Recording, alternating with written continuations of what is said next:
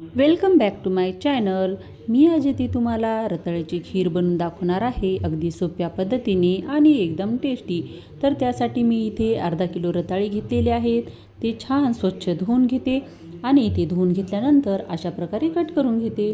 नंतर मी हे कुकरमध्ये शिट्टी देऊन घेणार आहे. त्यासाठी एका डब्यामध्ये असे रताळे टाकून घेतले. नंतर त्यामध्ये 2 चमच तूप टाकून घेते. तूप टाकून घेतल्यानंतर छान परतून घ्यायचे, त्यामुळे रताळ्याला सगळीकडे तूप लागेल. अशा प्रकारे परतून घेतल्यानंतर मी डब्याचं झाकण लावून घेते. इथे पहा, कुकरमध्ये मी 1 ग्लास पाणी टाकलेलं आहे.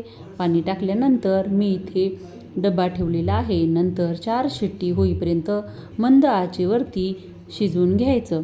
नंतर कुकर थंड झाल्यानंतर झाकण काढून आपण रताळे शिजलेत का ते पाहते.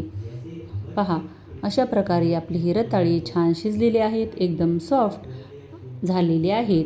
तुम्ही अशा प्रकारे शिजून पहा. कधीही पाण्यामध्ये रताळे शिजवायचे नाही, त्यामुळे काय होतं, टेस्ट एकदम निरचव लागते. नंतर मी यातील सर्व साल काढून घेते. नंतर दूध टाकून मिक्सीला अशा प्रकारे जाडसर फिरवून घ्यायचं. कधीही एकदम बारीक नाही फिरवायचं, जाडसर फिरवून घ्यायचं.